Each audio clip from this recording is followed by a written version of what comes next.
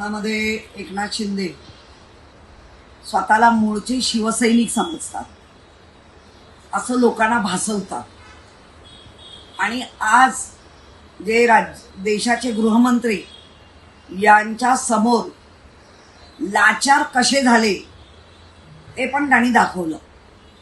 मुळात जय हिंद म्हणणं हे आपल्या देशावरचं प्रेम, जय महाराष्ट्र म्हणणं हे आपल्या महाराष्ट्रावरचं प्रेम, पण जय गुजरात म्हणजे हिंदी बरोबर आता गुजराती शिकणं पण बंधनकारक होईल याची सुरुवात करून देतायत का?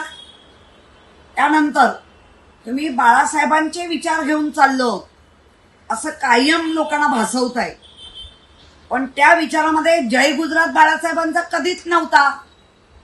एवं बाळासाहेबांचंच काय, इथे राज्य करणारे आता जे मुख्यमंत्री आहेत, जे आज महाराष्ट्राचे मुख्यमंत्री देवेंद्र फडणवीसजी, हे सुद्धा हे मान्य करणार नाही असा आम्हाला त्यांच्याबद्दलचा भरोसा वाटतो. जय गुजरात कधीच ते म्हणणार नाहीत, कारण ज्यांचा जन्म महाराष्ट्रात झाला, ज्यांची कारकीर्द महाराष्ट्रात झाली, ते जय गुजरात कसं बोलतील?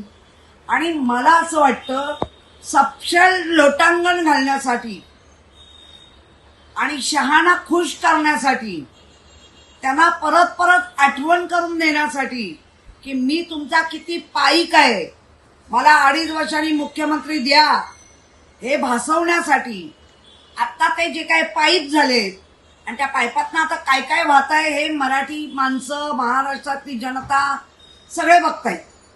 मुळात जय गुजरात, गुजरात गुजरातच्या जागी तो देशाचा एक महाराष्ट्रासारखा राज्य आहे, ते तिकडे जाऊन हे करा. तुम्ही तिकडे जय महाराष्ट्र म्हणू शकता का?